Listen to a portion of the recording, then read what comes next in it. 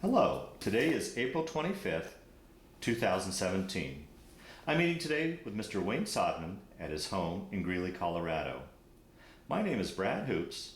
I'm the interviewer for the Northern Colorado Veterans History Project. Welcome, Wayne, and thanks for sitting down today to tell your story. Well, thank you for having me. Good.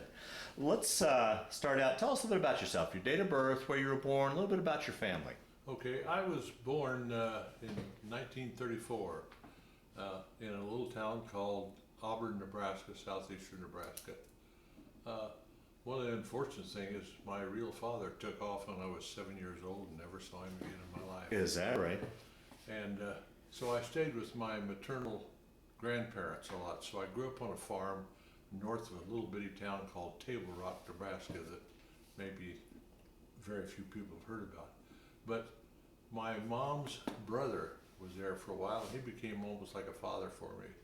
And one of the amazing things about him was that he was one of the people that participated in the liberation of Guadalcanal. Wow. And that's it. Later on, after the war, my mother remarried. She married a guy who had been at Anzio Beachhead in Italy. So I kind of had that in the background a little bit, but didn't really think too much about it. Moved from there and went to Lincoln, Nebraska, went to school in Lincoln, Nebraska, and became a basketball player and actually made All-State at that time. Right? Yeah. Irregardless of that, I developed a very good friend, and after we got out, I started at the University of Nebraska. I won a scholarship and I attended. My best friend got drafted. The draft was going on pretty good then. What time period are we roughly talking about? Yeah. We're talking in the early 50s. Okay, so had the Korean War broke out? Yes. Oh, okay, yeah, okay. Yeah. The Korean War was going on. Anyway, he got drafted, and I moped around there for about 2 weeks, and he was a really good buddy, and I missed him. So I went down like a crazy nut, went down to the recruitment office, says, you know what, I had a good friend get drafted. If you could guarantee that I would get sent to the same place he was at, I'd sign up right today. Is that right? And they said, no problem. Now, did you have a student deferment, or why hadn't you got? I just hadn't simply gotten drafted. Hadn't got drafted Okay. yet. I could have asked for a deferment, but Okay. I hadn't Just done it at simply that hadn't point in got- time. okay. So anyway, they told me that no problem, that I could be with him. Well, I didn't see him for 3 years, so that was the end of that. Anyway, went on, and I had joined, so they sent me to Camp Chaffee, Arkansas to take basic training. My mother sent me a letter while I was down there. It was a letter from the draft board. I had been drafted because I had, so here I am, I'm in the service already, and I got drafted. So I took the letter and threw it away. Oh boy. And because I figured I'm in the service. And my mom called me a few days later, said 2 guys showed up at the house looking for you. And then a day or 2 later, well, I got a call. Sodman reports to the company headquarters. I went up there, and there was somebody from the FBI. They thought I was a draft dodger or something like that. Oh man. Anyway, that's it. I took basic training in Camp Chaffee, Arkansas. How was that transition for you, going from civilian life into military life? Was that much of a change or transition for you? It was a big change. You know, I'd never really been alone by myself. I was young and away from home for the first time and everything like that. And I tell you, some of the people that I met were very nice and very good, but there were some that in today's society, I think they'd have been court-martialed or kicked out, because some of the language, the tactics and so forth were totally different. But we had a little sergeant who was a drill sergeant who had been in Korea already and back and stuff like that. He was a pretty good guy. Anyway, well, you wanted to know a little bit about my family. You know, I had 1 brother and 2 sisters. They're all now deceased or something, so that's there. Got 4 grandsons, all of whom gone to college and everything. One of them got me to the Orange Bowl game. Another one is the head of a hospital in Iowa. Another one graduates this spring and with a degree in biomedical engineering. And the oldest one is working for the Department of Defense on the East Coast or something like that, and I don't know exactly what he does because some of it is secret, but he has a degree in aeronautical engineering, so anyway. That takes care of the family, and I told you I was married for 57 years, and I was asked, we had our 50th wedding, asked, how do you stay with one woman that long? I said, you picked the right woman in the first place. Yeah, right. So, yeah. So that worked out well for me. Anyway, I don't know if I should go on now. Yeah. Continue on with your you're in basic training right now. Well, and they sent me into an artillery outfit and learned. I suppose today everything's electronic and they do things that way, but then everything was done manually. You know, you had to calculate distances and time of flight for a shell in the air and all kind of things like that. So I got sent to what they called an FDC school, Fire Direction Center or something like that. So did that, and then got the great news that we were all graduating and we were splitting up. Some of us going to the Far East, some of us going to Europe. You know, one little guy by the name of John Snakenberg from Sigourney, Iowa, went when I was inducted and sworn in Omaha, Nebraska. He was sworn in with me. We went to the same place together. We ended up on the same ship going overseas. We ended up in exactly the same outfit in Korea and came home on the same ship, which is unusual. Yeah. You don't see that, but it was one guy, and alphabetically his name was only about one off of mine, and so that's about the story up until I got to Korea anyway. Well, how was that? Was the war still going on? Oh yes. Okay. Yeah. I mean, I got in on the end of the war. It wasn't that, but one of the big shockers. We took a ship over and ended up in Yokohama, Japan. They took us off the ship, marched us to, put us on a train, and then marched us to some Camp Drake, I believe was the name of it, and reissued us something. We just got issued new equipment before we left the States. We threw it all away in Japan, new fatigues, boots, everything. Given a rifle that was all in cosmoline, had that stuff on, told to get it cleaned up. They fed us, then marched us out, and it's getting dark to a rifle range. It's getting dark. They gave each man one round. Said the target is 300 yards downfield. You couldn't see it. Everybody fired one shot, some straight up in the air, some down the dirt. I think there must have been 1,000 of us or more there. Every man got a bullseye. And then we were back and on a ship to heading for Korea. And that's when I kind of realized that, you know, great country and everything, but soldiers are the lowest common denominator when it comes to that. You know, they want bodies. They don't care who they are or what they are. Something like that. Well, let me back up and Sure. and ask the question. This begs the question. Here's a landlocked boy from Nebraska going to sea. How was that trip for you? Did you get your sea legs, or how was that trip across? I actually got sea legs. That wasn't too bad. Yeah, really? But a lot of guys did get sick and everything like that. And I can't remember how long it was. It was probably close to 2 weeks I was on there. Oh, jeez. And I learned real fast that if you kind of went doubled over and acted like that, you could get close to the rail to look over because everybody would get out of the road. You know? But anyway, I learned a little bit about some of the guys in the Navy because they spent the whole time chipping paint off and repainting, chipping paint off and repainting it, and put us in little cots down in the area that we were in. Not much room between them, so when you were in bed, your nose was almost in the butt of the guy above you, you know, and I can remember him coming on the loudspeaker, everyone, reveille, reveille, all hands, heave out and trice up. You had to pull the thing up and go out, so that was kind of neat. It was, we didn't stop anywhere. We went north of Hawaii or something, went directly to Japan. How did you pass the time those 2 weeks? What did you do to kill time? Then we had abandoned ship drills, stuff like that. They had, and this is something I don't know that I even ought to mention like that. They'd have abandoned ship drill, go back, they have what they called short arm inspections or something like that. And you're probably familiar with that. No. You're not? No. Well, they look at your genitals and want to see something, you know, to check if there's a disease or something like that. And I had the kick. A guy in front of me said to the medic, "What the devil are you looking for? We've been out here for a week and a half." And he said, "Fingerprints." You know?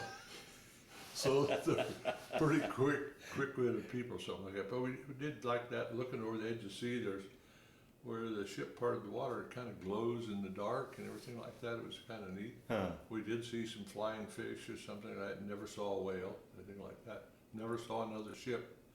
But we saw, I don't know whether they're seagulls or not, but white birds, I assume they were seagulls, every inch of the way from Seattle all the way to Yokohama. Yeah, they got that far out. I don't know, Yeah. yeah, they followed us, and of course, I think what happened is that we threw trash or something overboard and stuff like that, and I think they followed the ship and lived on what they could pick out of the sea all the way over, so. Now, how was it when you were in Japan? A very brief time. I mean, literally, it was only 5 or 6 years after World War II. Was there still a lot of damage? Could you see any damage? I didn't see any damage. Later on, after I got to Korea, they had a program they called R&R. Oh, right. Okay. Yeah, we'll get to that. Yeah. Yeah. Okay. So I got back to Japan then a couple times. So I did see some there then. So you processed through Japan and get on another ship. At this point, you weren't in a unit. You were still were you still in replacement status, or I were you? guess I just replaced that. Had not been assigned to a unit or anything like that. There's a bunch of us back on the ship again. My little friend John from Sigourney was there with me, and we talked a lot. And beginning to get a little scared. Yeah, you're heading into harm's way. You don't know what to expect. Yeah, don't know what to expect. We arrived in a place, a port that was called Busan, and let us off. And I don't know what kind of process they went through there, but signed some of us, put us on a rickety old train. I heard about that train. Yeah. Yeah, they had wooden seats and square up. You know, they had baggage compartments. Not a compartment. It was like a net up above where somebody could put a duffel bag, a suitcase, whatever. And people were tired when we hadn't had much sleep, and some were trying to lay in the aisle to sleep, and some sitting in a chair. I climbed up in laid in one of those things like that. Unfortunately, I fell asleep and I woke up. My arm had fallen asleep and my leg, I couldn't hardly move. And I rolled off and I fell out of that thing and landed on the guy in the aisle. Oh. It was quite a thing. So got off to a rather auspicious start, you know. Then we got to a place outside of Seoul, Korea, a little town or sub-city or something called Yongdongpo. And that's when they assigned us to where we wanted, and my buddy got assigned with me too, so we were both happy like that. Then they put us on they called them deuce and a half. So it was a truck, you know, with a big tarp cover over it, and started sending us to our unit that we were assigned to, and I was assigned to the 9th Field Artillery and the 3rd Infantry Division.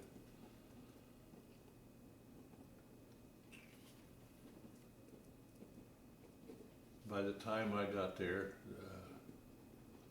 the war was pretty static and the lines were pretty well drawn, so they put up some signs, and it's got your attention. We came to one, and on a sign that says "Tops down, windshields folded from this point on, the enemy can see," you know. And Wow. just go. Then we pull into a little thing in a little valley, you know. There's a big open plain. It's called Chorwan or something like that, valley.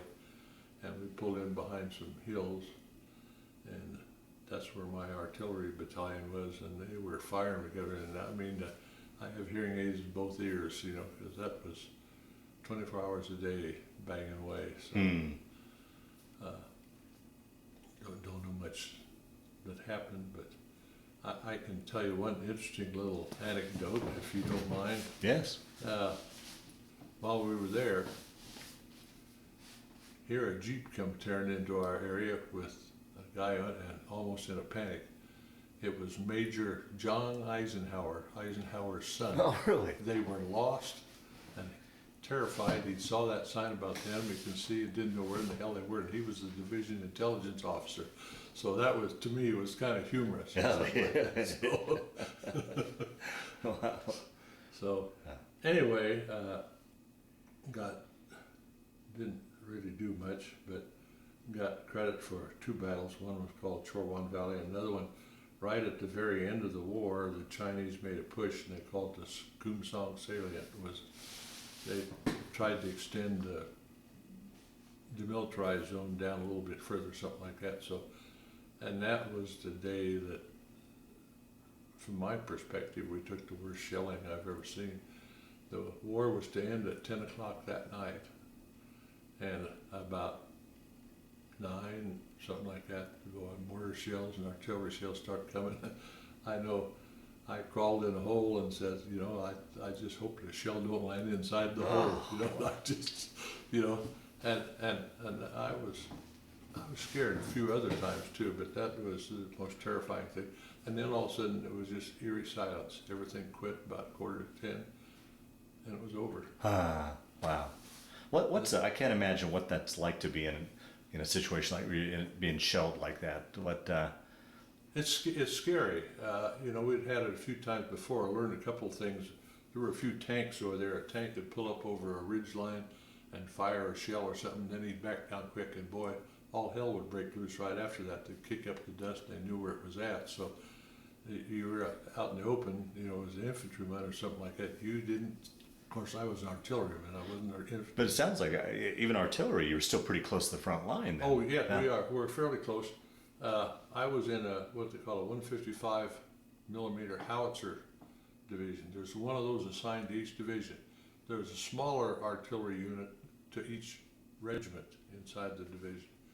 And 3 days before this time I'm talking about where we got shelled, one of the little ones got overrun by the Chinese and lost their guns and everything. You know, so holy cow! Wow. It can happen. And so anyway, that's about it. Then after that, I still had quite a bit of time to do. I was only in it. The war lasted about 4 months while I was there, so I got in on the very, very tail end of it. And then we just spent some ridiculous things. We had what they called an IG inspection coming up. That was about 2 months after the war ended. And we had to get rid of a lot of equipment we weren't authorized to have. Like I helped throw radios that were in cellophane bags and still not used or something. We called them Angry Niners. So they would fit on a Jeep or something like that. And because we had more than we were authorized to have, we just threw them down a valley and stuff like that. I'll be done. And then we were established several, had guard duty, if you can believe it, at a garbage dump. Because the civilians? so the civilians wouldn't come in and get some, and those people were so poor they would come and try to take anything. Wow, You know? yeah. Did you have much interaction with civilians at all? Not too much with civilians, but we had what they called them Katusas, Katrians attached to the United States Army. They gave us haircuts, did our laundry, stuff like that. Okay. Then there were ROKs, R.O.K., Republic of Korea, and they were the soldiers. We interacted with them a little bit. I have to tell you a couple little stories while I was over there. There was a group of Belgians. There were a whole bunch of United Nations. Yeah, I was going to ask you too if you had interaction with other nationalities. Well, yeah. They were some of the biggest people had, all with handlebar mustache, sitting around sharpening knives and stuff like that. They sent us back in reserve. We were back in reserve thing, and there was a 2nd Infantry Division for the United States. And they had a motto. They put up a sign that said, 2nd Infantry Division, second to none. And the Belgian battalion was right next to them. They put up one sign that said none. So, you know, those things go. I'll tell you one other little story that I got promoted to corporal. Now this was the war is over, and the first sergeant came and said, Sodman, get 2 men, go up to battalion headquarters, and they need a new toilet done. They had outhouses type thing. So I got 2 guys, went up there. I marked out a spot on the ground, you know, to do it, and they dug down 4 or 5 feet or something like that. Went to move this toilet over it, and I found out I had screwed up. The hole was about 2 inches bigger than the hole. And I had those guys, you know, I didn't want to make them dig again, you know, I just knew at this. So we got some boards, put a board across each corner a little bit, slid the toilet out on top of it, and then put dirt all the way around the perimeter like that. Looked pretty good sitting there. That night it rained like you wouldn't believe what had happened. In the morning, the first sergeant, I hear this voice, Sodman, get your butt up to, oh, he didn't use the word butt. Yeah. Get up to battalion headquarters. The toilet fell in the hole last night with his name was Catrona, Major Catrona in it, and the door opened out and he couldn't get out. He was in there for 2 or 3 hours before it. So I had to dig him in all by myself. So Talk a little bit about your living conditions as far as food and sleeping conditions and just the general camp you guys lived in. well, before the war ended, well, it was a little different. We had some bunkers that we built out of sandbags and stuff like that we'd sleep in there, and that's where we conducted different operations and so forth. When the war ended, we went and they got some wooden platforms. We put big squad tents up. So we had a tent, cot, and everything. It had a stove in it because it can get cold. Yeah, I was going to say that the weather there could, the extremes. And we had parkas and the best boots I ever seen. We called them Mickey Mouse boots. They were kind of rubber like thing. Boy, they kept your feet warm. Big old coats and or 3 or 4 layers of clothing. From underwear all up to fatigues to what we call OGs and then parkas and things like that. Because there was a couple nights it got down to about 30 below zero. Terrible. But anyhow, that food, when I got out of the service, I would not eat sweet potatoes or ham. Oh, is that right? Yeah. Because they must have raided some farm somewhere and killed a bunch of hogs because they had more ham coming there and sweet potatoes and but we had good food. I actually ate more rations in the United States than I did in Korea. Oh, really? I had more hot meals when you could get to them, stuff like that. It wasn't much maybe, but it was pretty good. Huh. Okay. And I don't know how other outfits fared, but the one that I was in, we ate rather well, except there was a certain sameness to a lot of things that you didn't want. And we spent our days in going through different things. Because technically the war ended, but it was a ceasefire. It was never a truce or never an agreement or something like that. So, in fact, there was one more little thing too. The president of South Korea, a guy named Sigmund Rhee, visited our battalion area one day. Shortly before the war ended, the war lasted another week or 2 because he turned loose a bunch of prisoners who were off an island off of Pusan that were North Korean prisoners, and it was supposed to be a repatriation, everything like that. And since he turned those loose, they didn't go back while the war went on for another couple of weeks. So we weren't too happy to see him or something. But anyway, that's neither here nor there or something like that. So I had the opportunity and ever so often they picked some people to go on what they call R&R, and went back to Japan. Oh, that's my laundry. And actually Japan, I thought, was an extremely beautiful country. Oh, really? Yeah. Yeah, I think it's one of the prettiest places I've ever been in Really? my life. Yeah. Huh.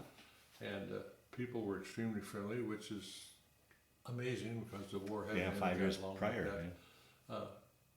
They have some trains that travel very rapidly. They pull into a train station, only there a couple of minutes, and boom, they're gone again. Went to one R&R to a town called Kobe, another one to Tokyo, and rode trains and went on down, and did go to Nagasaki. And there was a lot of damage there yet, quite a bit. In fact, there was one place there where it was the outline of a man burned into a wall. Oh, or really? like that. And that's kind of a eye-opener to see something like that. But the people were extremely friendly and nice. Tokyo was that bunch of taxis. We'd ride a taxi around in there.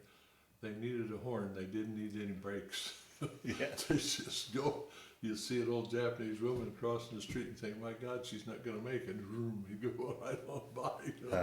Never slowed down or anything like that. So that was scary too. But anyway, I enjoyed that a lot.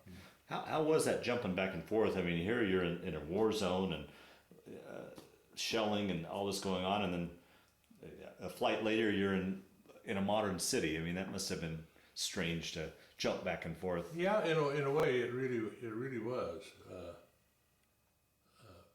The main thing was alcohol is a big thing in the service. Yeah, It shouldn't be maybe, but it is. And we were given a beer allowance of 2 cans of beer a day when we were in Korea. But we tried to go on R&R, guys tried to bring back whiskey or something like that. Of course, they'd try to confiscate some. That just jogged my memory. Me and this little John, while we were in Korea, we were sitting there one day. The war is over now, sitting there. And we see the battalion commander, a lieutenant colonel. He's coming on down. He's carrying a little sack like you put sandbags and so forth in. He goes down to this little stream that's running through the area there. See him, and he puts something down there, and he picks up something else and takes it back out. So we ran down there to see what it was. Well, he had a little sandbag, and it was full of beer. He had like 6, 8 cans of beer in there, and he put it in the stream apparently to cool it a little bit. So John and I didn't waste any time in disposing of the beer. We got that. The next day we were watching. Here he comes walking down with his little bag, and he's looking around. He's scratching his head, looking around like, God, did I forget where I put that and everything else? So again, he puts the stuff in there again, and we got it again. The third day he came down, and he just turned around and walked right back. So. Anyway, I guess that's it in a nutshell. I had when I came back from overseas, since I had enlisted, I had 3 years to do in that too. Oh, right, okay. In Korea, about 17 months, I think. Wow. Anyway, I had some time to do when I came back from overseas. I got assigned to Fort Carson, Colorado, and and at Fort Carson, I fell in love with Colorado. Like I had more than a year to do yet, and I made up my mind that I will come and live here someday. Is that right? So I got back. Also, I had dropped out of college to join the service. Thought I would go back again. And I was eligible for the GI Bill and things like that. What I did with my GI Bill, though, unfortunately, I met my wife, got turned around, stuff like that. Got married, didn't go back, but I went and got a pilot's license. Oh, really? So, Nice. So Uncle Sam paid for me to do that. I went ahead and got a commercial license, although I never flew commercially or something like that. I just wanted the extra training and so forth that was involved with that. So anyway, came back, moved, had a chance to come here to Colorado, and went to work for a place called Monfort Packing Company, which is not the greatest place in the world, but it was a good job at the time, and I enjoyed it. I'm partially responsible for having the union there, that there was a lot of controversy about everything like that, but one thing that made me feel good, there was a guy that ran the place called Ken Monfort. He had a book written about him called Kenny's Shoes.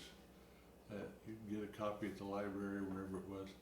But in there, he made a couple references to me. He says, although I was in an adversarial position much of the time like that he respected my judgment and integrity and something like that. That made me feel, made me feel pretty good. I also made up my mind that you owe more to your country than just serving in the military. So I ran for city council here and was elected 2 times to city council. So that was in '69. So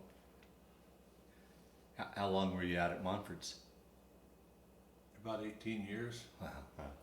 And then I went to work for Teledyne Corporation and was lucky enough that they made me a supervisor for a while, and then I was production manager in charge of 3 different shifts of production. So that's what I actually was going to college for, was to become a mechanical engineer.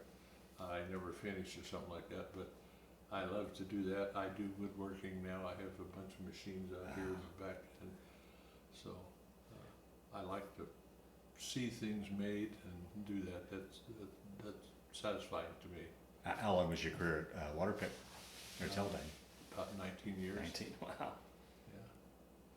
Yeah. Yeah, it was Teledyne, at the time I joined, it was 80 different companies that all operated in different profit zones. So I worked at one called Teledyne Densco in Denver. We later merged, and I went to work in Fort Collins over there too at Waterpick, and that part has now been divested or something like that. I don't know how big corporations and so forth act. You know, they do various things, and one of the things was that we had a super funded pension plan, and Allegheny Steel did not, so they merged with Allegheny. It became Teledyne Allegheny or Allegheny Teledyne, and they absorbed the pension fund and stuff like that. So, and people subsequently don't get as much out of it as they should have. Wow. Anyway, that brings me up to now. You know, I'm 83 years young and still going. So, Talk a little bit about how you met your wife and how that all kind of transpired. oh, well, that's kind of interesting. The same guy that I talked about earlier that got drafted and missed him, he had a brother who was in the service. Well, one day he calls me up and says, "Wayne, my brother's coming home. I'm already home, I'm out," and everything like that. And he said, "You want to meet him?" I said, "Sure, I'll go down with you." And we went down and met him. And his name was Tom, the other guy's name was Jim. Anyway, we became very close, very fast friends. Now, his family, the mother had taken off. Mine, my father had taken off, but his mother had taken off, and the dad had like 8 kids, couldn't handle them all, so he farmed a couple out. This Tom that just returned from the service had been raised partially by what my future wife's parents in Greeley, Nebraska. Huh. So my wife used to say she was born and raised in Greeley, lived in Greeley all her life. But anyway, we met him, and he said, "There's some girls from Greeley, they're here." You know, one was going to nursing school. I can't remember what they were all doing. There was like 4 of them living in a house together. Says, "I know them because I went to school up there." So he says, "We can go out there on a Saturday night or something like that." So went out and met all of them and started dating one a little bit that turned out to be the, what do you call it, not the best, the lady that's the, I'm searching for words right now. I would say best man, it was the best man, but she's the Bridesmaid? bridesmaid, yeah, that's the word I was searching for. She became our bridesmaid, you know, although I dated her first. And I met my wife Ann, and but it was actually through a guy, you know, that I'd gone to school with, that his brother who had been farmed out. So it's a kind of a weird combination, but it worked. Yeah, wow, 57 years. And you said you had 4 grandsons. Yeah. How many children? I mean, 4 children. 4 children, oh. I have 4 children. Yeah. One, unfortunately, is a daughter who is in a nursing home now. She's got very advanced multiple sclerosis, not in very good shape at all. In fact, she's 100% bedridden. She has limited motion of her left hand. That's all in her head. So, pretty bad shape. And my youngest daughter lives in Sidney, Nebraska, which isn't too far away. It's 130, 40 miles, something like that. Her husband is a veterinarian there, runs a veterinary clinic in Sidney. Have 2 sons. One of them works in Fort Collins at the place that I kind of retired from. Only has changed names and sold. It's called Whip Mix now, but they make dental equipment and everything. Teledyne Waterpick is still there, but the 2 are split. They're in the same building, but they're 2 different companies. My other son works for Ball Aerospace or something like that. He's a prototype machinist, which is kind of special. A machinist in a normal shop makes many things. He makes one that has to be right the first time. You know, NASA or somebody wants one part for one. So he's got some stuff flying around the earth that he's worked on. So and that's kind of neat. Yeah, you know? So they've all done well. I had a good family, good children. Only don't have any granddaughters. All grandsons. Yeah. And the youngest one graduates next month from the University of Nebraska. And he has already announced that he plans on getting married next summer, and I've met his fiancée, and very nice young lady. So that's kind of exciting. You know, I'll have a granddaughter-in-law. There you go. Well, through the years, did you ever keep in touch with any of the guys that you served with? Any sort of reunions of any kind like that? Never did. You know, it's really strange. I've often wanted to get a hold of that little John Snakenberg again, and I've called and written and stuff. I don't know that he's passed or not, or not, because we're at the age now where half the people I knew at one time are gone.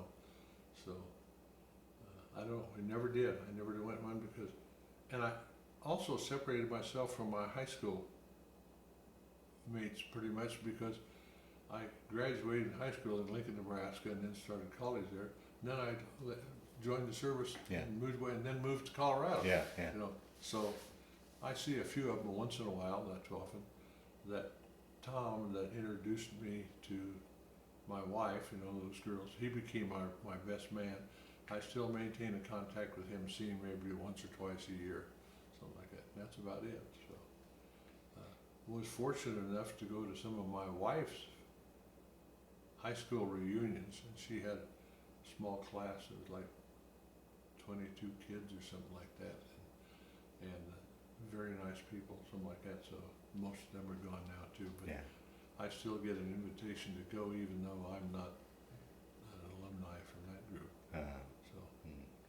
Well, how do you feel? I mean, the Korean War is considered the forgotten war. You're considered the forgotten veterans. What are your thoughts on that? Any thoughts, any feelings about that? You know, I hear a lot of things, and they talk about it, and in some ways, it's kind of resentful. In my wallet, I carry a little newspaper clipping that talks about the number of casualties and so forth.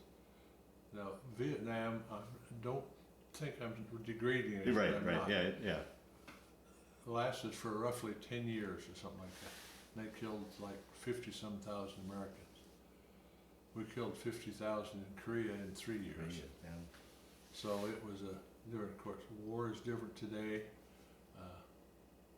I don't know what's going to happen. The Korean thing is in the news today because it's still festering. It hasn't been solved.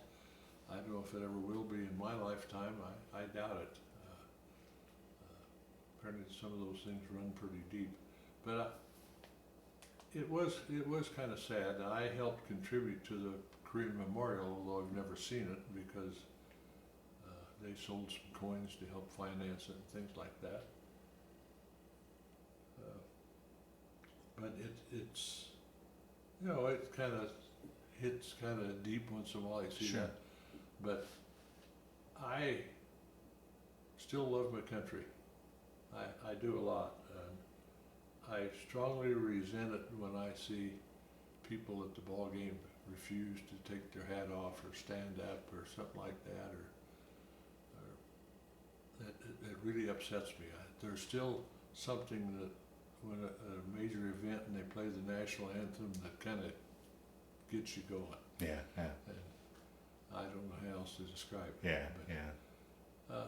Anyway, all in all, I think the Korean veterans have been treated pretty fairly, considering the way things are. I mentioned earlier in this little anecdote that I was talking about how we were treated. We got one rifle shot to shoot at a range you couldn't see, and that gives you a big. And I'm sure that the Vietnam vets are that way, and the World War II and everything. I do not like some of the things that I see taking place in the military. You know, the women in combat roles. I don't think that it's right. I look at back at D-Day or something like that. If a fourth of those had been women, would we have been successful that day?